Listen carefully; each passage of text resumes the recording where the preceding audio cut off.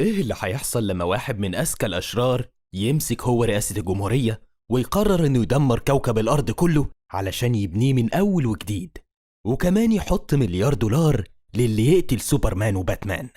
وبيبدأ فيلمنا في الولايات المتحدة في وسط اعمال الشغب والتدمير والفوضى اللي بتكون حاصلة. وهنا بنشوف العالم العبقري ليكس لوثر، واللي بيكون معروف بشره وبكرهه للابطال الخارقين، وهو بيستغل الفرصة دي وبيترشح لرئاسة الجمهورية.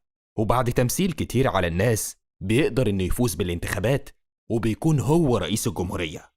ولكن في أول خطاب للوثر بيبان كرهه للأبطال الخارقين، لأنه بيقول إن الفضائيين اللي على كوكب الأرض هم السبب في كل المشاكل اللي بتحصل، وعلشان كده بنشدهم إنهم يسلموا نفسهم ليه ويكونوا تحت طوعه وأمره، وإلا هيكونوا مطلوبين للعدالة. وبيقول إن فعلا عمل مجموعة من الأبطال الخارقين اللي بيكونوا تحت أمره، واللي هم فورس وأتوم وباور جيرل وستار فاير وكاتانا. وبتعدي الأيام وبنشوف إن في مجرم سرق عربية وبيكون هربان من الحكومة، ولكن لأنه بيكون سايق بأقصى سرعة بيكون على وشك إنه يعمل حادثة خطيرة مع الناس. ولكن فجأة العربية بتطير من مكانها، وبنعرف إن سوبرمان هو اللي شايل العربية علشان ينقذ الناس، وبيسلم المجرم للشرطة. وهنا بتيجي فرقة ليكس بقيادة أتوم اللي بيسأل سوبرمان عن رأيه في قيادة رئيسهم لوثر، وبتقول له باور جيرل إنها فعلا بتحبه وبتثق فيه، ولكن لحد دلوقتي شايفة إن لوثر بيحل كل المشاكل اللي في المدينة.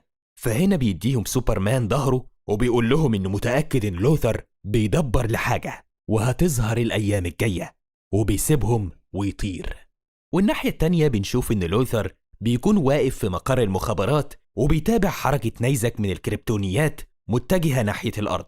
ولو ده حصل للنيزك ده هيكون كافي إنه يقضي على كل أشكال الحياة في الكرة الأرضية، وده هيحصل كمان 7 أيام.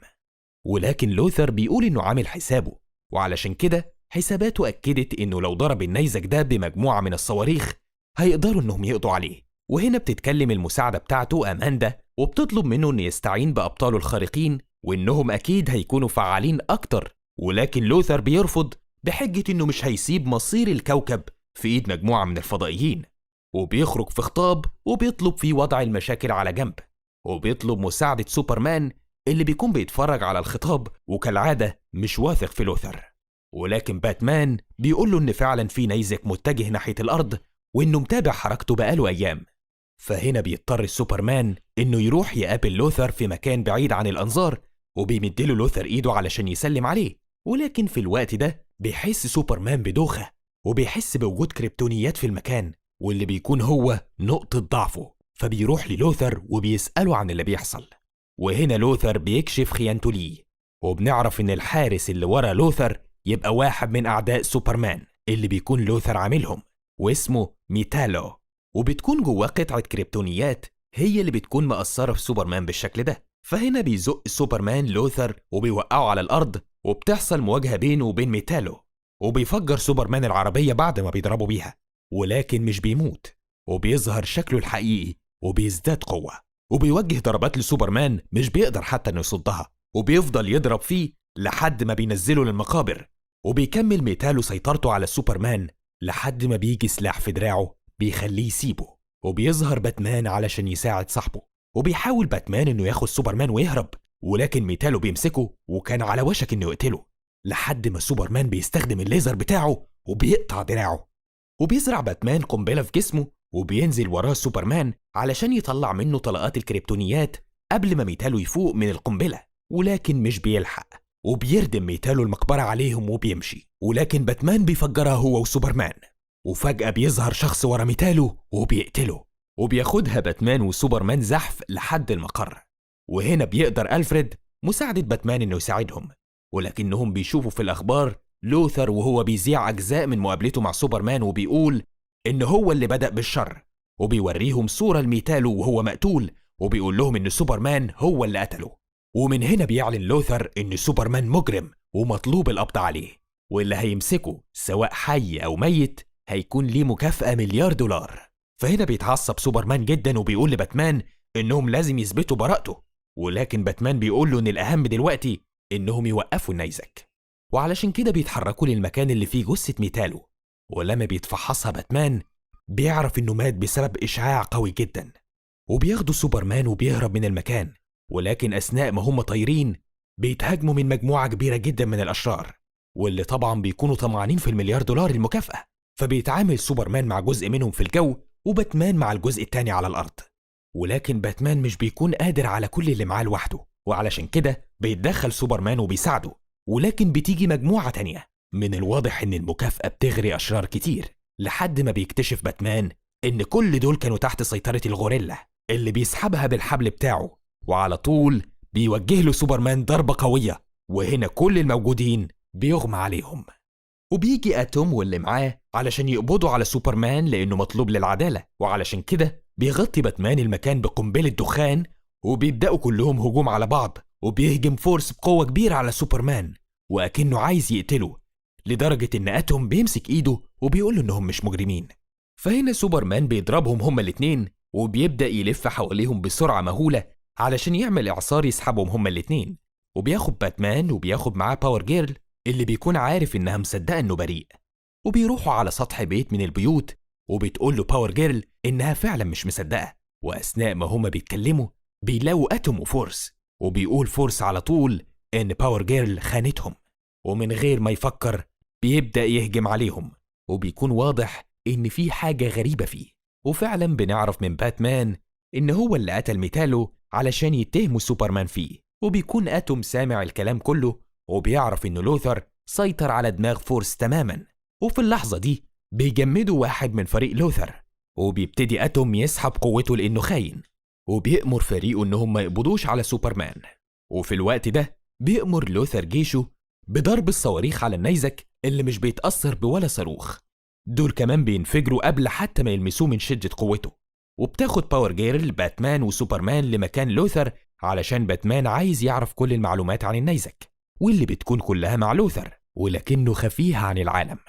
وأثناء ما هم رايحين بيحصل عليهم هجوم قوي من شازام وهوكمان، وبتكون في مواجهة فريدة بين سوبرمان وشازام واللي بتكون قوتهم متقاربة، وباتمان وهوكمان اللي بيكون أقوى منه بكتير. وعلشان كده بيطلب باتمان من سوبرمان إنه يلحقه. ولما بيحصل تبديل بيضرب باتمان صاروخ على شازام بيرجعه للولد الصغير مرة تانية. وسوبرمان هو كمان بيقدر إنه يتغلب على هوكمان.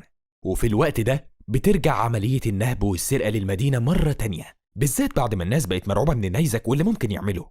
وبيخرج عليهم لوثر في التلفزيون وبيقول لهم إنه مجهز خطة تانية بدل الصواريخ، وبيطلب منهم ما يخافوش خالص. ولما بتدخل أماندا على لوثر الأوضة بتتفاجئ إنه بيحقن نفسه بمادة الكريبتونيات علشان النيزك ما يأثرش فيه لما ينزل الأرض.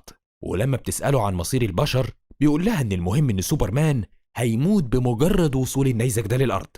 ولما بيخرج من الأوضة بيلاقي شازام وهوكمان قدامه وبيسألهم عن سوبرمان وباتمان، فبيمسكوا شازام ويقول له إن سوبرمان هو اللي بيكلمه دلوقتي. وبيكونوا هما الاتنين متنكرين علشان يقدروا يخشوا المكان بسهولة. وبياخد باتمان للأوضة اللي فيها معلومات النيزك وبيطلب منه إنه يديها له كلها. فهنا بيضحك لوثر وبيبدأ يمسح كل المعلومات، ولكن بتفاجئ أماندا إن معاها نسخة من المعلومات دي وبتسلمها لباتمان وسوبرمان علشان ينقذوا الكوكب. وبتأمر الحرس إنهم يقبضوا على لوثر، ولكنه بيهرب منهم وبيروح يحقن نفسه بكمية كبيرة من الكريبتونيات علشان يقدر يحارب سوبرمان، وبيلبس بدلته القتالية وبيطير علشان يلحقهم. وفي الوقت ده بيكون باتمان وسوبرمان وصلوا عند ولد عبقري اسمه توي مان، وبيكون الولد ده عمل بدلة مخصصة لتدمير النيزك ده، ومش بيكون فاضل للولد ده غير المعلومات اللي عند لوثر واللي بيديها له باتمان. وبيبدأ توي مان إنه يجهز الراجل الآلي فعلا، ولكنهم بيتفاجئوا بهجوم لوثر عليهم ببدلته القوية. فبيروح سوبرمان علشان يوقفه، ولكن مش بيكون ند لوثر اللي بيكون جسمه مليان كريبتونيات، وبيكون سوبرمان ضعيف جدا قدامه. ولما بيشوف باتمان كده بيطلب من توي بوي إنه هيحاول يعطله، ولكنه لازم ينجز في أسرع وقت.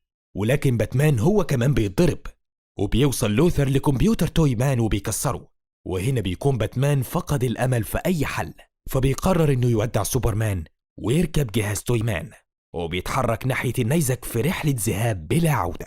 فهنا بيتعصب سوبرمان وبيخرج عن السيطرة، وبيضرب لوثر ضرب قوي جدا، وبيقول له إن هو السبب في موت أعز صديق ليه، وبيفضل يضربه لحد ما بيكسر البدلة اللي بيكون لابسها. والناحية التانية باتمان بيخترق النيزك، وده بيؤدي لانفجار النيزك، ولكنه كمان بيؤدي لتدمير البدلة اللي بيكون لابسها. وهنا بيتفاجئ سوبرمان بباور جيرل وأتوم جايين وبيقولوا له إن في أخبار جات لهم من توي مان بيقول فيها إن لسه في أمل في إنقاذ باتمان في الفضاء. فهنا بيكون سوبرمان مش مصدق وبيطير بأقصى سرعة علشان يتأكد من صحة كلامه، وفعلا بيلاقي باتمان موجود في غرفة القيادة وعلى قيد الحياة وبياخده للأرض. وبعد ما كانوا هما الاتنين مجرمين ومطلوبين للعدالة بيكونوا هما المنقذين.